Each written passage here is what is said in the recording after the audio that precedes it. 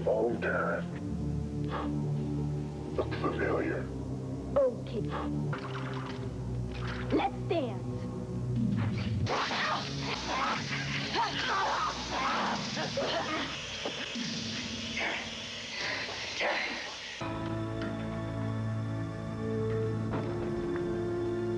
How sweet. Fresh meat.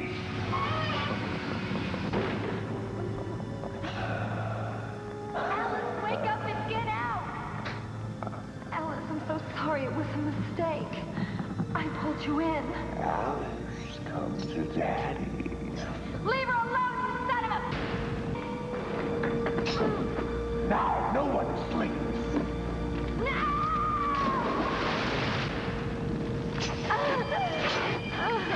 Souls of my children.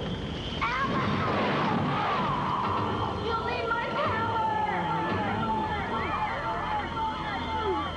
Freddy is the ultimate nightmare. Freddy's way sociable. He's a party animal. Freddy rocks. Like Freddy, he's like addicting, and you know it gets better and better each one. Scariest movie I've ever seen in a long time. I don't think I'll sleep tonight.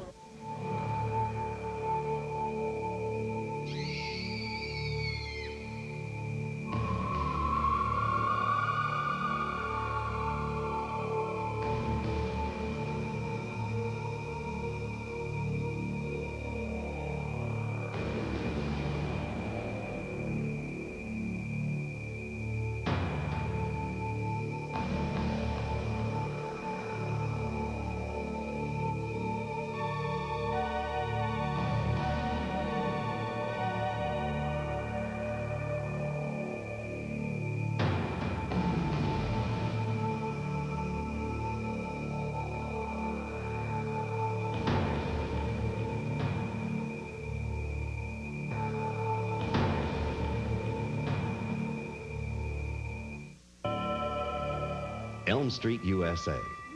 Nice homes, nice cars, and nice kids. Only problem is, these nice kids are terrified by not-so-nice dreams. How sweet. Fresh meat.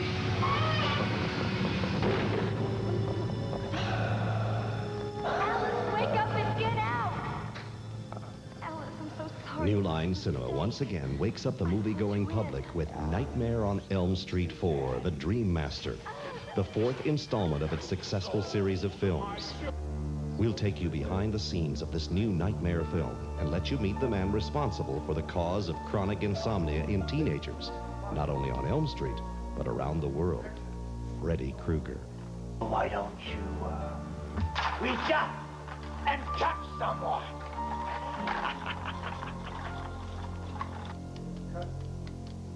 Even before Freddy Krueger began terrifying audiences, the creators and crew of the first Nightmare on Elm Street film were well aware that this menacing character might be around for more than just one picture. Rachel Talalay, the producer of Nightmare on Elm Street 4, has been associated with the Nightmare films from the beginning. Well, first of all, Nightmare 1 was just inherently terrifying. And I knew it was a great film when I read the script and I couldn't sleep that night. I knew it was a good film when it was scary on set when you're filming it, which is almost impossible because there are a million lights and you know what they're doing and you're looking at pieces of rubber and it's still scary.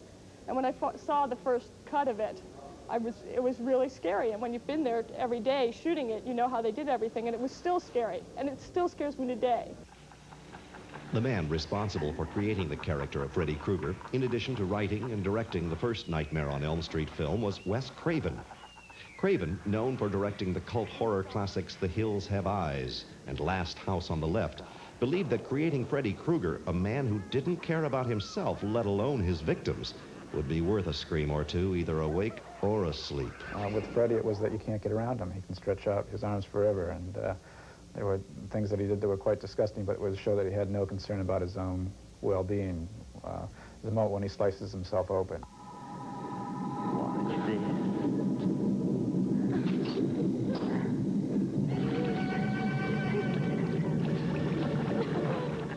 When you suddenly realize the person that's after you doesn't even care about their own body, that's a horrifying thing because you can't harm them. Actor Robert Englund, who has played Freddy Krueger in all 4 Nightmare films, remembers being a bit apprehensive when he first met with director Craven. If food don't kill you, deserters will. I don't know what I expected, I guess, to see Charlie Manson sitting behind a desk carving human hearts or something, and here was this erudite, attractive gentleman, you know, and when he told me sort of his dream of how this movie should be and the mix of fantasy and horror and surrealism that he wanted to imbue in the film, I was just really taken with the man as a sort of dark artist. The chemistry between Robert Englund and Wes Craven was apparent when the first Nightmare on Elm Street hit the screens in 1984 and became a box office smash that brought fear into moviegoers around the world.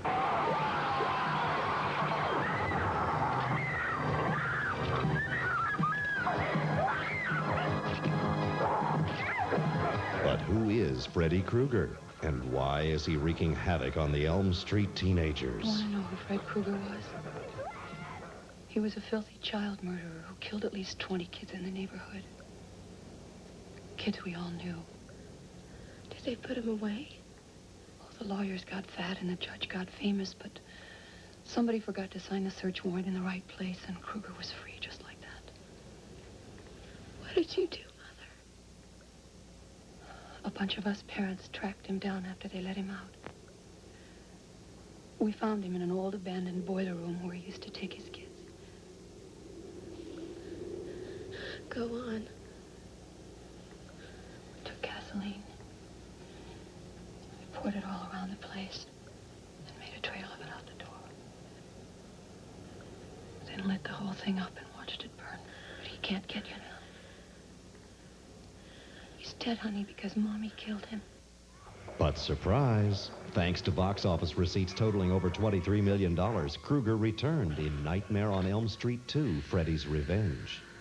This time, Freddy looked for some help in carrying out his onslaught of murders. His choice? Jesse Walsh, played by Mark Patton. We got special work to do here, you and me.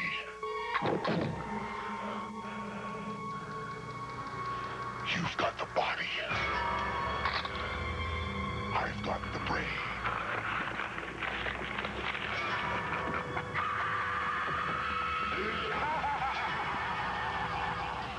And while Freddy's plans went astray in Part 2, it didn't stop him from trying again in Nightmare on Elm Street Part 3, The Dream Warriors. Part 3 also marked the return of Heather Langenkamp, who played Nancy Thompson, one of the few survivors from Part 1, who understands firsthand the reason for the kids' sleepless nights. I know who's trying to kill you. Don't humor us. We're not in the mood. He wears a dirty brown hat. He's horribly burned. He has razors on his right hand. Who is he? His name is Freddy Krueger. Why is he after us? Yeah, and what did we do? You are the last of the Elm Street children. The Elm Street kids' success in killing Freddy in Part 3 proved to be short-lived, because sometimes it's hard to keep a dead man down. And Robert Englund resurfaces once again as Freddy Krueger in A Nightmare on Elm Street 4, The Dream Master.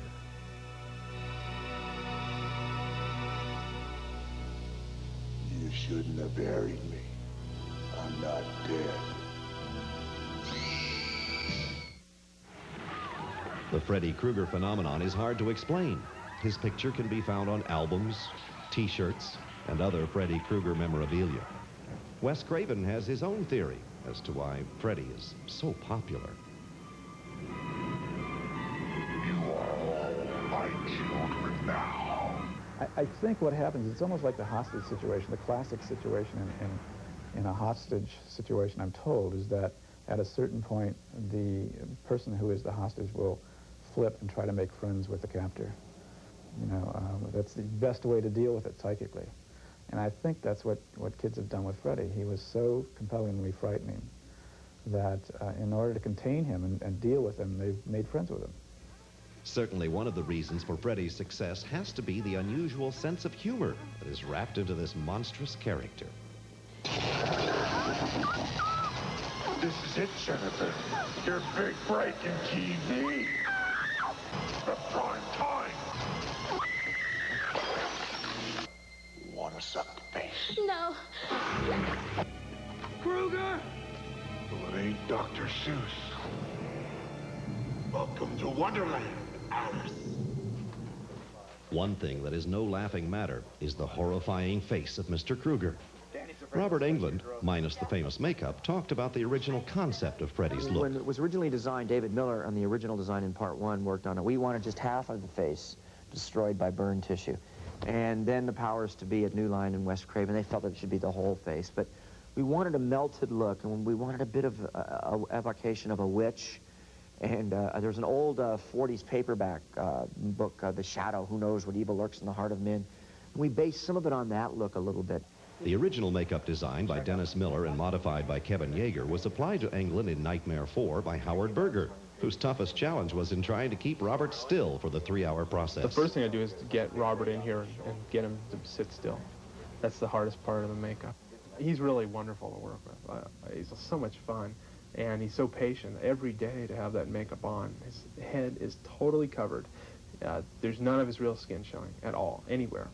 The long, tedious task of Robert's transformation into Freddy Krueger begins with the application of a latex bald cap covering Robert's hair. This is necessary because all of the pre-made foam and latex skin-like pieces must be glued to cover Robert's entire head, face, and neck.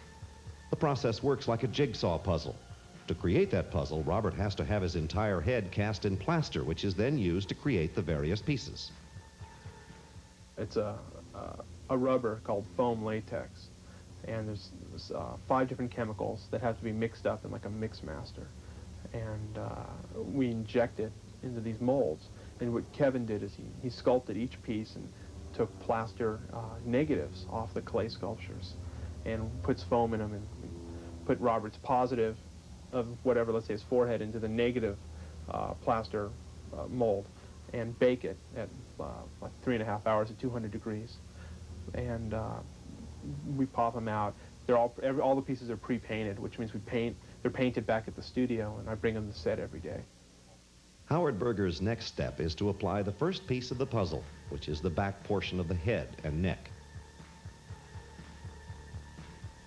Next, the ears and left side of the face is applied. Notice how even the fine details of the ear fit perfectly. And then the right side is fitted into place. Then the rest of the face is filled out with the chin piece, nose, and upper lip.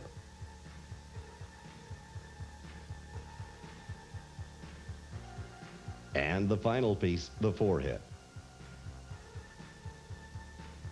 Finally, additional makeup is applied to achieve the desired look for the camera. By Friday, I've been in the makeup. If I've been in the makeup 12 hours a day to 15 hours a day for 4 days, with only a night's sleep in between, I'm raw. So I'm really raw, and I start to break out the corner of my eyes where it glues into the corner of my eyes. I can barely touch there. If I just touch with the warmth of my finger now, it stings. So I have to psych myself up to put it on. But once it's on and the tingling goes away from the glue drying, I'm okay for the rest of the day, except for the heat. Really? However, there was one time Englund made the mistake of wearing the makeup in public. And I was starving for some real food one day and worked about a 10-hour day, and we went across the street to this Thai restaurant that's been there for years, and we all figured it was like really good food and everything. It's next to a dog and cat hospital. That's always a bad sign for a Thai restaurant, but we all figured, because, you know, all the neighborhood is movies, studios and stuff, that, you know, I'd been there. And I went across the street, and we walked in. Everybody's used to Robert now in the makeup, all the guys on the crew. We walked in, and it was like this guy who just got off the boat with his green card from Cambodia or Vietnam, and we scared him to death. I mean, literally, the tray and all the plates went up in the air. The guy turned white. He ran in the back. I mean, the doors went waka, waka, waka, you know, and he never came out again. Even actress Lisa Wilcox, who plays Alice in Nightmare 4, found it took some time before she could deal with the reality of working with such a handsome lead. USA's Nightmare on Elm Street. With director Rennie Harlan at the helm, Nightmare on Elm Street 4 picks up where Part 3 left off, as the survivors of Nightmare 3 are still finding it difficult to get a good night's sleep. Tuesday Night plays Kristen, the girl who has the unique ability to summon her friends into her dreams. Also back for a second time is Rodney Eastman as Joey. And reprising his popular role of Kincaid is Ken Sagos, who is definitely ready for Freddy. Kincaid was scared. There's no doubt about it. But yet, when he had to face Freddy, you know, he fought him. He did not deny he was scared, but Freddy was not going to mess with him without a fight. Our cameras went behind the scenes to capture Kristen's dream as Joey and Kincaid attempt to convince her that Freddy is dead and can't harm her.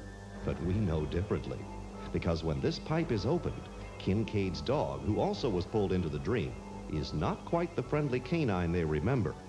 To accomplish this tricky scene, the specially trained dog named Jake is first filmed jumping from the pipe and into its trainer's arms. Then, because the script calls for the dog to attack Kristen, a dummy made to look like Kristen is brought in. And with a little coaxing, the hope is to get Jake to jump from the pipe and bite the dummy's arm. As you can see, Jake is one actor that really sinks his teeth into his work. Then, with some quick editing and post-production, it appears that Jake has actually made his mark on actress Tuesday Night in the final version of the film. Fred Krueger's history. Come here. The pipes are cold. The boiler is cold. See for yourself.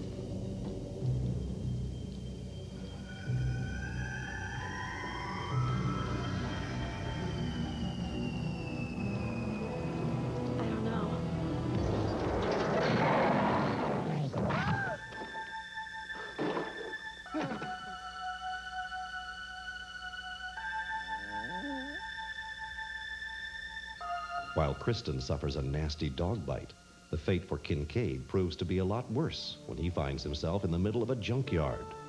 And for the film's producers, the junkyard scene proved to be a nightmare of its own. The junkyard was logistically a nightmare. You know, you've got this, you go to this junkyard and the California law is that you can only have cars three high, and suddenly we want these corridors and this maze of junk cars. To create the illusion of the large junkyard scene called for in the script, the producers and director Kenny Harlan turned to DreamQuest, a special effects company whose credits include The Lost Boys and The Fly. And we actually shot this plate. The plate is what we call the part with Kincaid in it.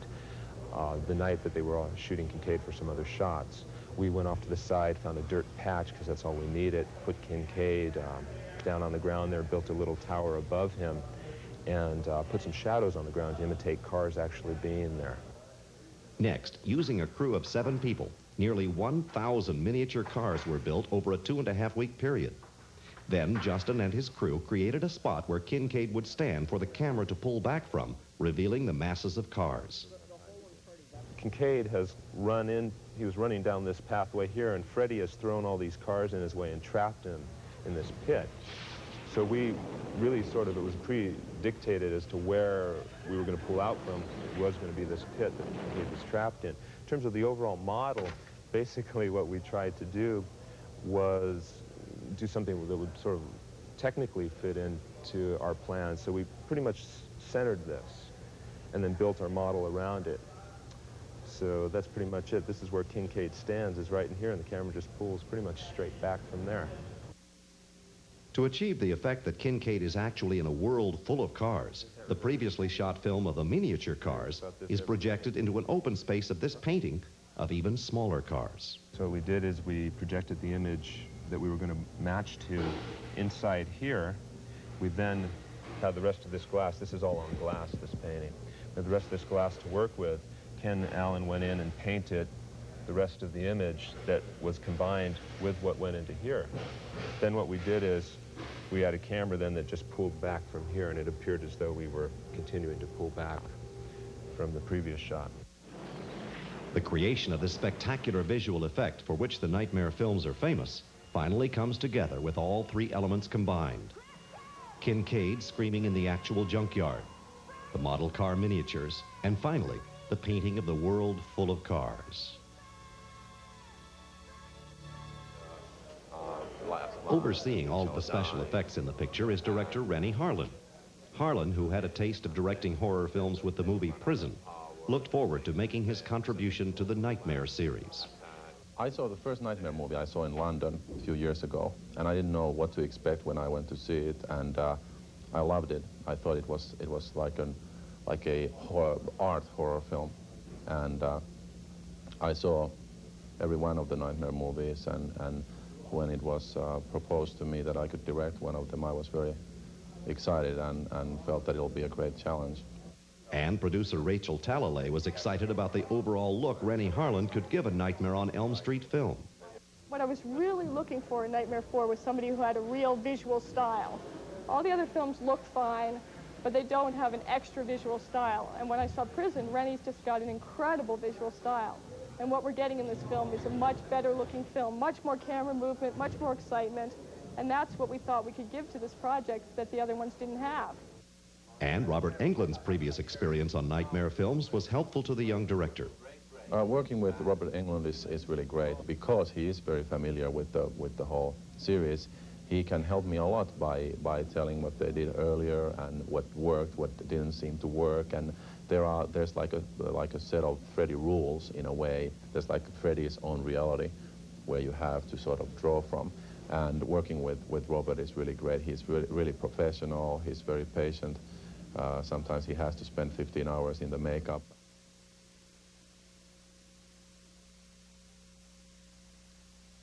Back to the special presentation, USA's Nightmare on Elm Street. Freddy Krueger has pulled some pretty cruel tricks on the kids of Elm Street over the years, but nothing can compare to what Freddy does to the character of Debbie in Nightmare on Elm Street 4. One of the most interesting sequences in this movie is maybe our cockroach sequence, where a young girl who is very into fitness and beauty and that kind of values that seem to be popular among people today turns into a cockroach. Early on, before we started to even prep this sequence, I met a lot of people from a lot of companies trying to find the ultimate guy to design this sequence. And I happened to see a sequence that Screaming Mad George had designed for another movie, and I realized that this man he's mad or he's a genius. Playing the unfortunate teenager is Brooke Thies, who looked to another human-turned-insect, Jeff Goldblum of The Fly, for some inspiration on playing an insect. First thing I did was I went and I rented The Fly, the second one, and I watched his metamorphosis of his acting. I think he did a fabulous job in that, and his progression and his movements and his walk.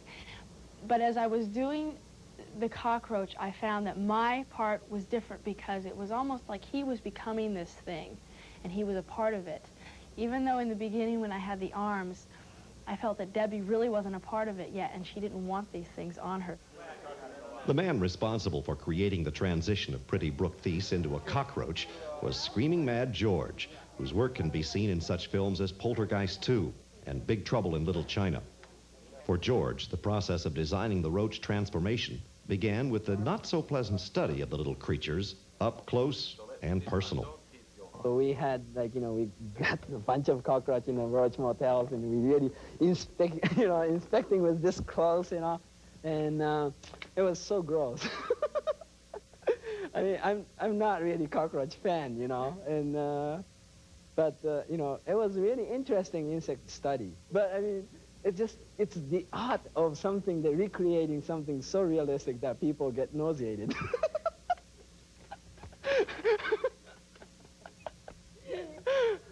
Once Screaming Mad George finished examining his newfound friends, it was time for Brooke Thies to get into the act. Well, I went and I got a head cast and arm cast, for the thing when I'm bench pressing. And that was just the body cast, and then he did the molds and stuff, and then I kept coming back and I kept seeing more things, Then, it was like the fourth time I went there, I saw my head, that face that peels off, and I went, oh my gosh. And I kept passing by it, and I kept going, God, this is so weird, my face is staring at me, And then I got into the cockroach outfit, and he had a little videotape, so he videotaped it, and then I got to watch it. It was just so interesting, really interesting. The horrifying transformation scene begins when Freddy suddenly appears in Debbie's attic while she's working out. First, Brooke is checked to make sure that her new roach arms are in perfect working order. Then Robert Englund steps in and makes his own final preparations as the infamous Freddy Krueger.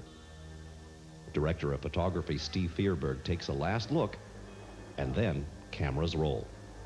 One up, and to one side on the plate. That's it. Mark.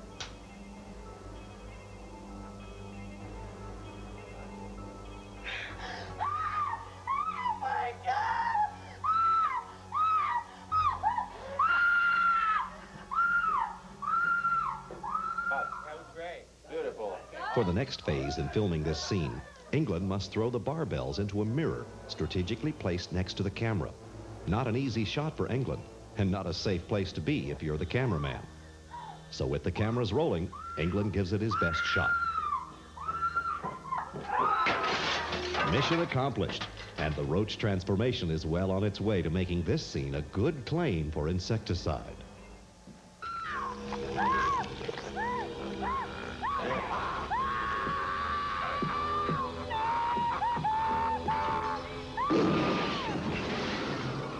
But things don't get any easier for poor young Debbie. After running from Freddy, she finds herself smack in the middle of a roach's worst nightmare, a roach motel. For this next portion of the cockroach scene, a simulated roach motel was built on a soundstage in Valencia, California, and was covered with a glue-like substance known affectionately in the business as ultra slime. And while it certainly adds a whole new dimension to the phrase sticky situation, you might be surprised to learn that you may have had a taste of the stuff sometime in your life. Think about this the next time you're munching away on your favorite jelly donut. Slime is one of the most important things in effects work, and there's a lot of different kinds of slime you can use. This is it's made from jelly donut thickener, kind of. It's a food thickener, basically. And there's some other additives to make it string like this. But it is kind of reminiscent of jelly donuts, isn't it? Now, if you have any aspirations of becoming a glamorous young movie star, you may want to think twice. After Brooke was done sticking around in the slime, the next shot to be filmed called for the young actress to drop her face into the ultra slime. Plans that apparently didn't seem to bother Brooke. I loved it. That sounds so corny. I just thought it was fun. I was laughing, it was fun, and it was gross, but I've always been a real tomboy, so it wasn't that bad, and it was fun. I kind of felt like I was playing out in the mud and making mud pies and stuff. So it wasn't bad, and it was fun. And I could breathe, it was fine if I just kind of stretched my mouth a certain way, so it wasn't bad.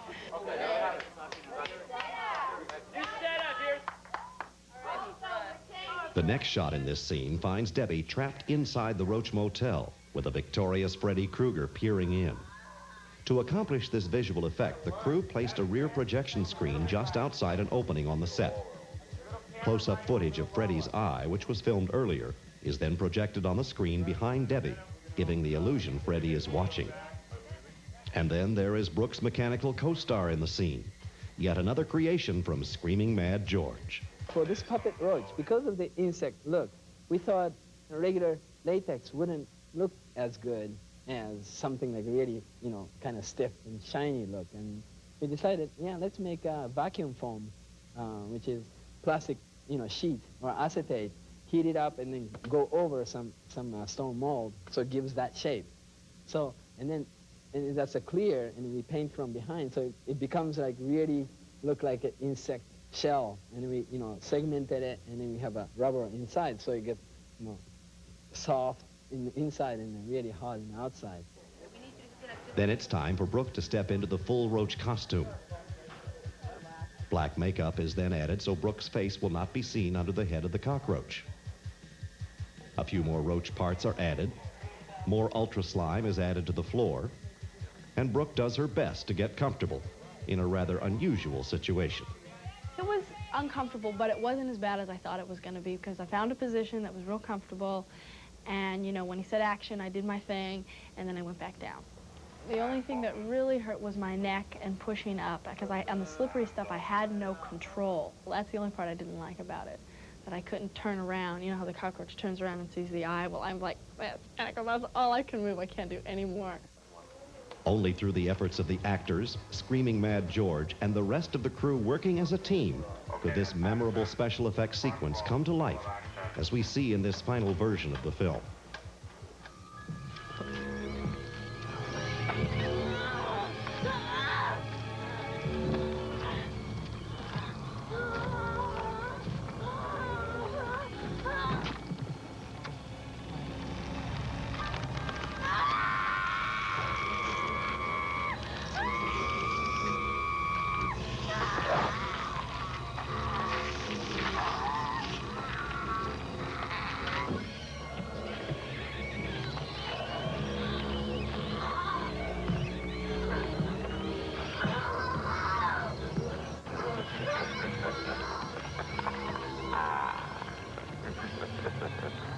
check in, but you can't check out. USA's Nightmare on Elm Street. When Freddy Krueger kills, he kills with humor and style. And in Nightmare on Elm Street 4, Freddy continues this tradition in a big way. Freddy never was one for letting his victims get away, and although the character of Joey, played by Rodney Eastman, survived Freddy in Part 3, you can probably guess that his luck runs out in Part 4. In Nightmare 3, Joey was seduced by a beautiful nurse who turns into Freddy.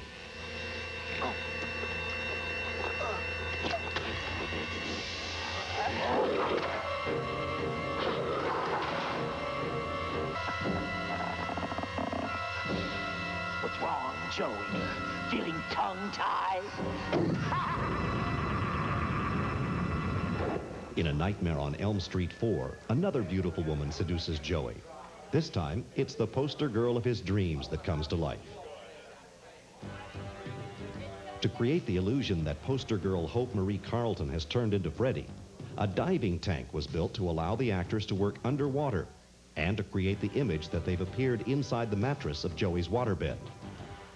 The entire bedroom set was built over a water tank. Behind Joey's headboard is the unseen portion of the water tank, which allows the actors to submerge underwater, holding their breath and positioning themselves for the scene. Next, the scene is rehearsed for camera position with Joey, Hope, and Freddy. And then the cameras are ready to roll.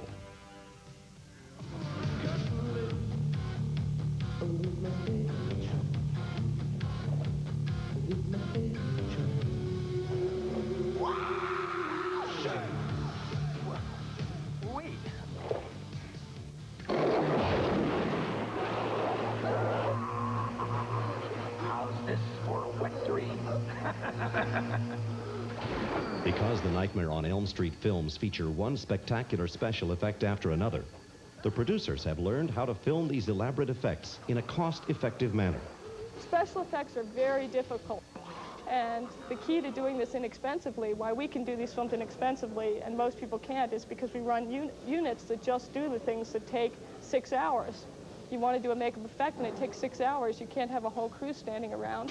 You take a small crew. During the filming of the waterbed scene, a separate crew was on another soundstage filming yet another elaborate special effects scene.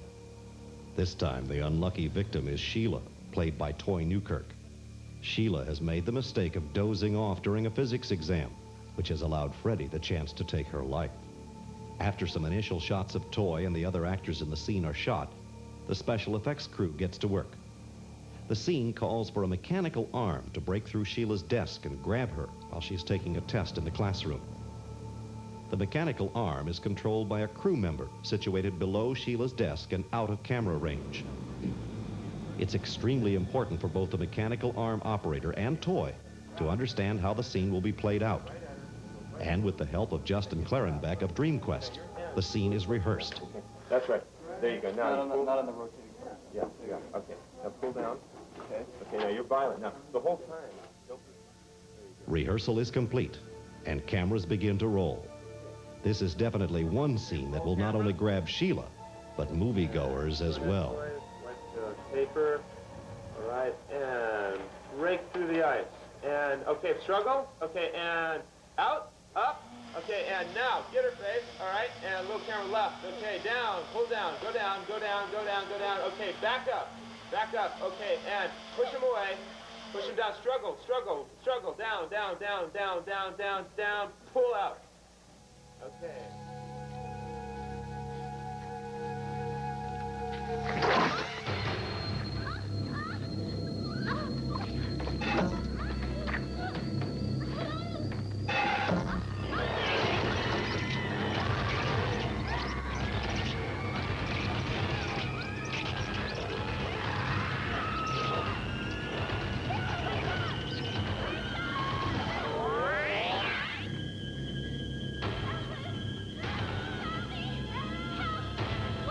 One of the challenges for all of the actors in the Nightmare on Elm Street movies is having to work with the mechanical as well as visual effects.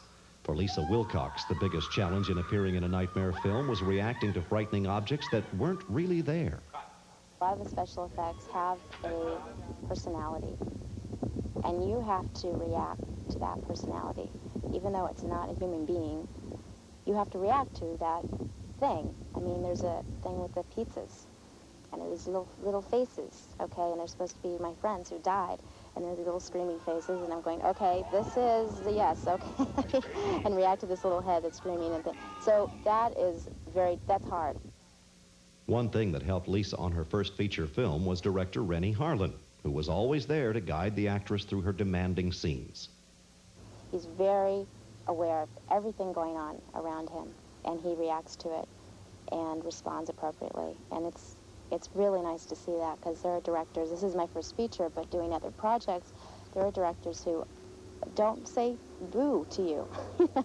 They just say do it, you know. But he is always coming over and saying, this scene, do you like how it works, you know, and how do you want to play? And he's always listening and wants to get your response and your contribution.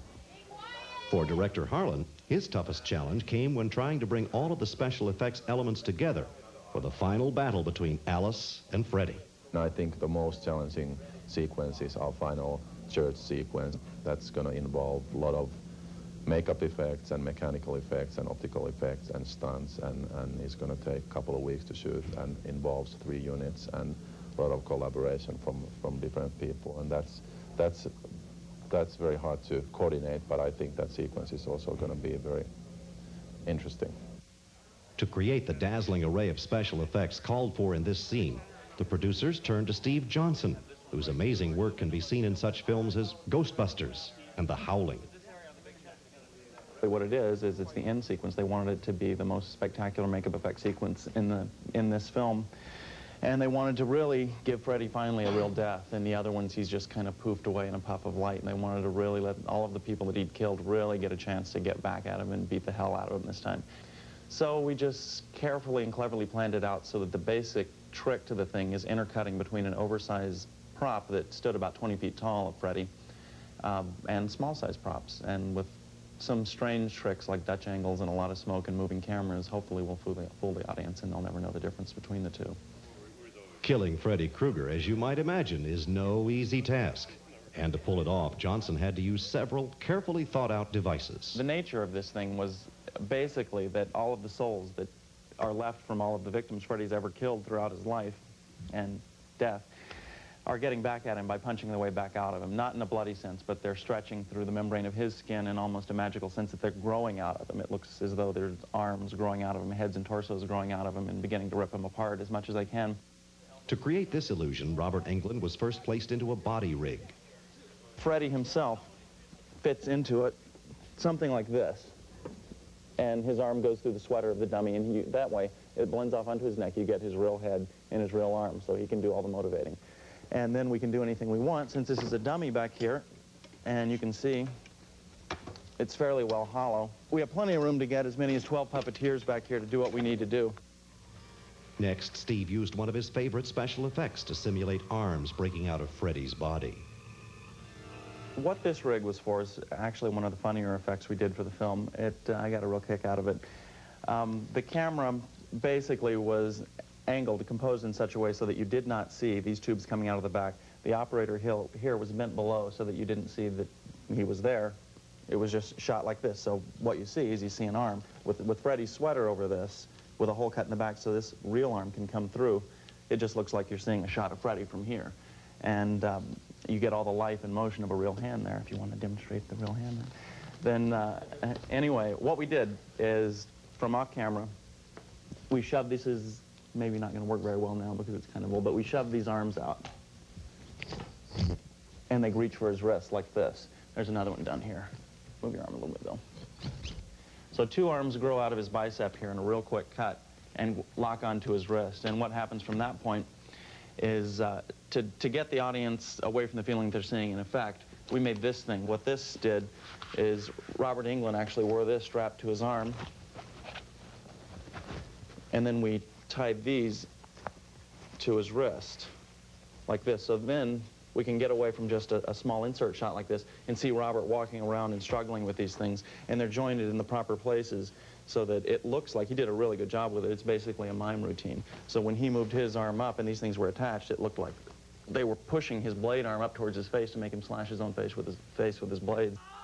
But Freddy knew he was really in for a bad day when Steve's special effects struck once more. The last effect shot in the film was, last effects shot on our part, was this dummy head, where we have pretty much the full orchestration of all these things operating here. We had probably 9 people out of camera range down here grabbing at the guy, and we also had things like that were just sewn to him, like we have an arm under the sweater, a hole coming through it, and we would glue the arm to him here. Eventually this happens, the tension builds up so much, there's one arm grabbing him here and one arm grabbing him in the eye socket here, that it actually rips his head wide open, like that. Now back to the special presentation, USA's Nightmare on Elm Street. To create the illusion that there were living souls inside of Freddy's body trying to get out, this nearly 20-foot-tall replica of Freddy's chest was designed and built by Steve Johnson and his crew. The big Freddy was built large enough so that one or more people could enter through the back and play to the camera stationed in front. And while the actors were inside, other crew members were stationed outside operating other parts to bring Big Freddy to life. First, one of Steve's crew members was placed inside the body, where his arm was to break through the skin and tear off part of Freddy's sweater.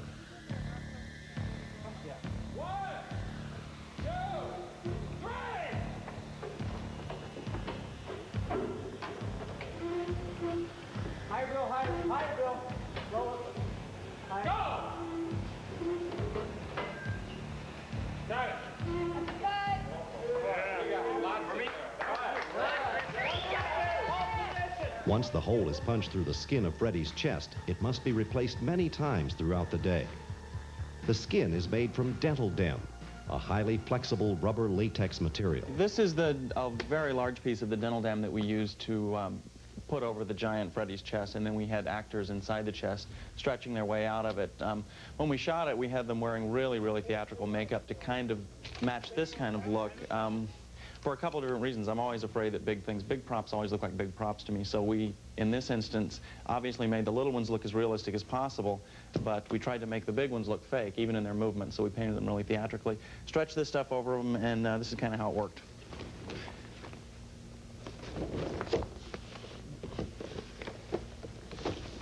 Go forward with your face real far. Suck it in your mouth.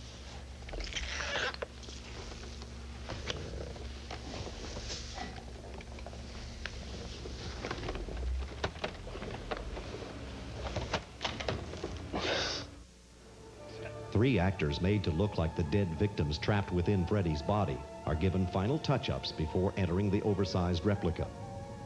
Then, with some encouraging words from the crew, it's up to the three actors to push their bodies forward against Big Freddy's chest, simulating the souls trying to escape from their killer's body.